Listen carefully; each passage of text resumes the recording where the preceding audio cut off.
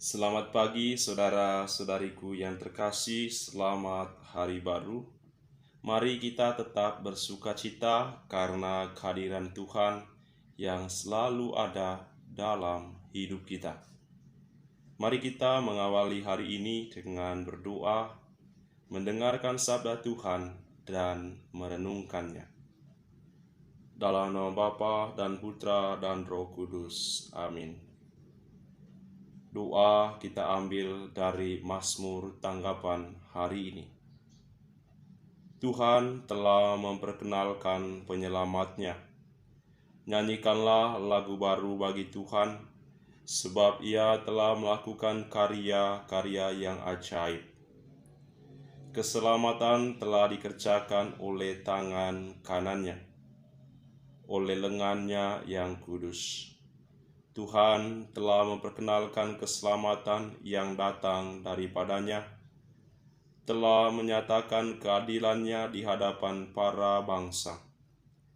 Ia ingat akan kasih dan kesetiaannya terhadap kaum Israel. Segala ujung bumi telah melihat keselamatan yang datang dari Allah kita. Bersorak-sorailah bagi Tuhan, hai seluruh bumi. Bergembiralah dan bermazmurlah. Bermazmurlah bagi Tuhan dengan kecapi dan lagu merdu, dengan nafiri dan sangkakala yang nyaring. Bersorak-sorailah di hadapan Raja, yakni Tuhan. Kemuliaan kepada Bapa dan Putra dan Roh Kudus, seperti pada permulaan, sekarang, selalu, dan sepanjang segala abad. Amin. Tuhan telah memperkenalkan penyelamatannya. Tuhan sertamu dan sertamu juga. Inilah Injil Yesus Kristus menurut Lukas. Dimuliakanlah Tuhan.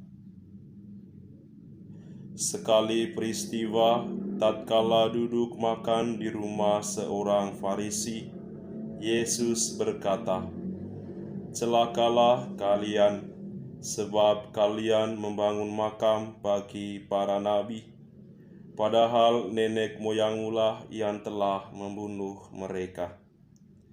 Dengan demikian kalian mengakui bahwa kalian membenarkan perbuatan nenek moyangmu, sebab mereka telah membunuh nabi-nabi itu, dan kalian membangun makamnya. Sebab itu hikmat Allah berkata, Aku akan mengutus kepada mereka nabi-nabi dan rasul-rasul. Tetapi separuh dari antara para nabi dan para rasul itu akan mereka bunuh dan mereka aniaya.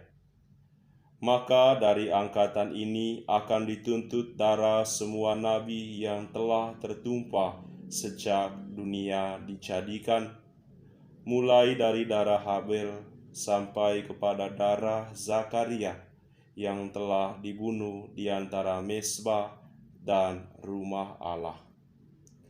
Bahkan aku berkata kepadamu, semuanya itu akan dituntut dari angkatan ini. Celakalah kalian, hai ahli-ahli Taurat, sebab kalian telah mengambil kunci pengetahuan. Kalian sendiri tidak masuk ke dalamnya, tetapi orang yang berusaha masuk kalian halang-halangi." Dan setelah Yesus berangkat dari tempat itu, para ahli Taurat dan orang Farisi terus-menerus mengintai dan membanjirinya dengan rupa-rupa soal. Dengan itu mereka berusaha memancingnya, supaya mereka dapat menangkapnya berdasarkan sesuatu yang diucapkannya. Demikianlah Injil Tuhan. Terpujilah Kristus. Celakalah kalian, hai ahli-ahli Taurat, sebab kalian telah mengambil kunci pengetahuan. kalian sendiri tidak masuk ke dalamnya, tetapi orang yang berusaha masuk, kalian halang-halangi. Ini adalah kalimat kecaman yang disampaikan oleh Tuhan Yesus kepada ahli-ahli Taurat. Ahli-ahli Taurat adalah jabatan strategis.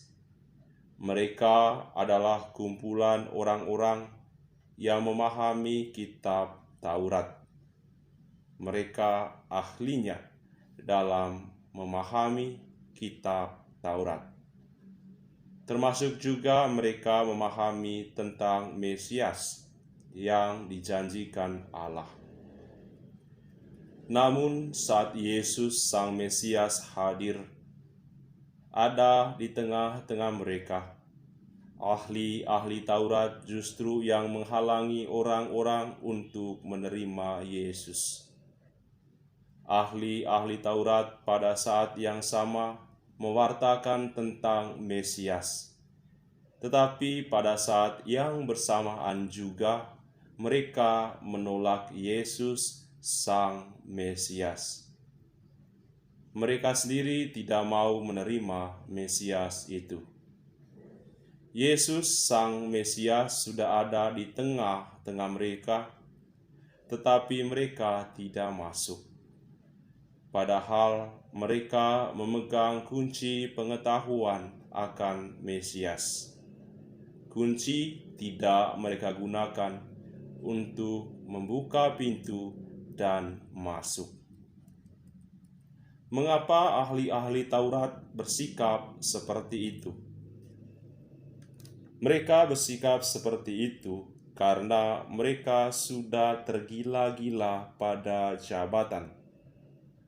Mereka tidak mau kehilangan kenyamanan dari jabatan sebagai ahli-ahli Taurat yang telah melekat dalam diri mereka. Bahkan demi jabatan, mereka rela kehilangan surga. Mereka rela kehilangan surga daripada kehilangan jabatan.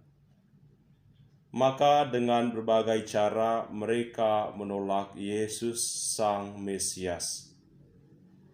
Pikiran konyol mereka adalah, kalau mereka mengakui Yesus sebagai Mesias, maka mereka akan kehilangan pengikut, kehilangan jabatan, dan tentunya kehilangan penghasilan.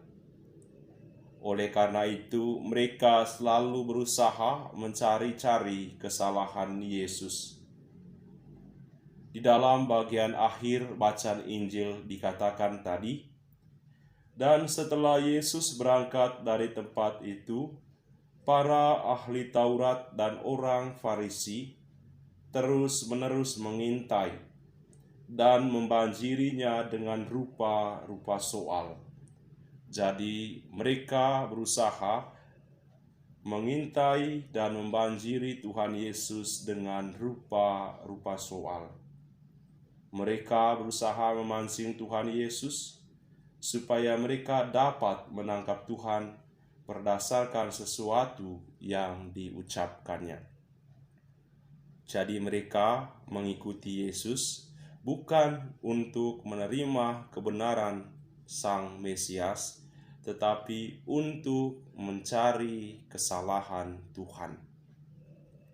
Saudara-saudariku yang terkasih, Mesias, Sang Kristus, Sang Juru Selamat kita, telah menjadi milik kita. Dia yang kita miliki telah menyelamatkan kita dari dosa dan maut. Dia ada bersama kita. Dunia menawarkan banyak hal, mulai dari barang murah sampai barang mahal, mulai dari uang receh sampai uang besar. Dunia juga menawarkan jabatan, mulai dari jabatan rendah sampai jabatan tinggi. Tentu Bapak Ibu sangat paham tentang tawaran ini di mana Bapak Ibu, saudara-saudariku sering menjumpai tawaran-tawaran ini di tempat di mana Anda bekerja atau di tempat usaha Anda. Lalu, apakah kita harus menolak semua tawaran itu? Tidak. Kita tidak harus menolak tawaran itu. Yang paling penting adalah kita harus menyikapinya dengan bijaksana. Dengan menyikapi secara bijaksana, kita menyelamatkan diri dari hukuman dunia, pengadilan, dan juga dari hukuman surgawi kelak, penghakiman terakhir. Lalu kebijaksanaan apa atau kebijaksanaan seperti apa yang dibutuhkan? Kebijaksanaan dasar yang kita harus miliki adalah menyadari bahwa kita adalah orang Katolik. Sadarilah bahwa kita orang Katolik. Sekali lagi, sadarilah bahwa kita orang Katolik. Orang Katolik adalah orang milik Tuhan. Orang-orang yang diselamatkan Tuhan. Tuhan yang memahami arti hidup. Tuhan yang lebih mengenal kita. Tuhan yang turun dari surga dan pernah tinggal di dunia, lebih memahami kondisi hidup kita daripada kita sendiri. Maka orang Katolik adalah orang yang hidup untuk surga. Segala sesuatu yang kita dapatkan di dunia ini, entah itu relasi, harta, ataupun jabatan, harus kita pergunakan untuk mencapai surga. Jadi, orang Katolik adalah orangnya Tuhan. Orang-orang yang menggunakan segala yang dimiliki untuk mendapatkan surga.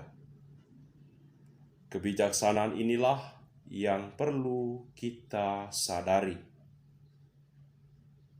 Bapak, Ibu, saudara-saudari, dalam hidup kita, ketika kita ditinggal oleh orang yang kita cintai, kita menangis. Seakan-akan inilah akhir dari kisah kita. Dunia terasa gelap, mata tidak menemukan seberkas cahaya. Saudara, ingat, Tuhan Yesus juga pernah ditinggal pergi oleh para rasul. Satu persatu mereka pergi meninggalkan Tuhan Yesus ketika Tuhan menghadapi penderitaan, penganiayaan, dan disalibkan. Ketika ditinggalkan, apakah Tuhan Yesus sedih? Tentu saja sedih. Tetapi Tuhan Yesus tidak berlarut dalam kesedihan itu. Tuhan Yesus harus melanjutkan tugasnya demi menyelamatkan kita. Maka, sekali lagi, ingat, hidup kita tidak tergantung kepada mereka yang pergi meninggalkan kita, tetapi hidup kita tergantung kepada Allah. Meski ada yang pergi meninggalkan kita, tetapi tetap ada yang tinggal, yaitu hati kita. Dia boleh pergi meninggalkan kita, tetapi dia tidak membawa pergi hati kita. Hati kita tetap ada, tetap di dalam diri kita untuk melanjutkan hidup. Kalau ada yang meninggalkan kita, ikhlaskanlah saja. Siapa tahu orang itulah yang menghalangi kita untuk mencapai surga. Kalau kita kehilangan barang dan harta, ikhlaskanlah saja. Karena Tuhan memiliki rencana dengan menyingkirkan barang itu dari hidup kita, kita akan lebih terbuka pada surga. Kalau kita saat ini tidak memiliki jabatan, Tuhan hanya mau supaya kita tidak berada dalam lingkaran dosa. Tuhan tahu bahwa hidup kita akan lebih bahagia kalau kita tidak memiliki jabatan. Karena kalau kita memiliki jabatan, tekanan akan muncul dari berbagai arah. Dan kalau tidak kuat, tidak hati-hati, ini akan membahayakan. Maka Bapak Ibu Saudara-saudari, saya ingin menekankan bahwa Katolik sejati adalah Katolik yang tetap bahagia, tetap mengandalkan Tuhan. Maka bukan Katolik sejati kalau sampai ada yang stres. Bukan Katolik sejati kalau ada orang-orang Katolik yang depresi hanya karena putus cinta. Bukan Katolik sejati kalau ada yang kemudian menjadi galau seumur hidup hanya karena kehilangan barang atau kehilangan jabatan. Orang Katolik sejati adalah orang yang tetap bahagia karena kita memiliki Tuhan yang lebih dari segalanya. Tuhan yang dapat kita andalkan mulai dari dunia ini sampai kelak di dalam surga. Maka Bapak Ibu Saudara-saudari, Mesias, Sang Kristus Juru Selamat kita ada di tengah-tengah kita, ada bersama kita. Sadarilah itu, sadarilah bahwa Tuhan Yesus ada di dalam keluarga Anda, ada di dalam pekerjaan Anda, dan hadir menjaga Anda. Hadir bersama Anda, dan Dia memberikan yang terbaik yang akan menyelamatkan kita. Oleh karena itu, dunia boleh menawarkan apapun, kita harus menyikapinya dengan bijaksana dan tetap fokus pada status kita sebagai orang Katolik. Kita bisa belajar dari Tuhan. Ketika kita disakiti, Tuhan pun pernah disakiti.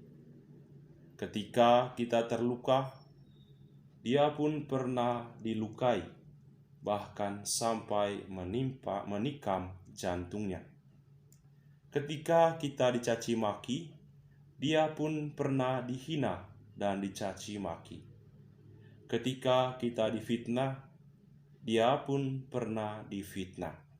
Tetapi sekali lagi, Dia tetap fokus pada tujuannya, menyelamatkan dunia.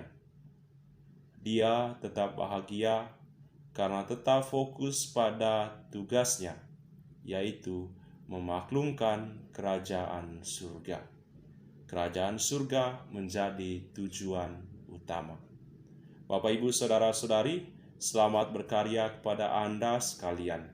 Semoga Anda tetap ingat bahwa Anda orang Katolik.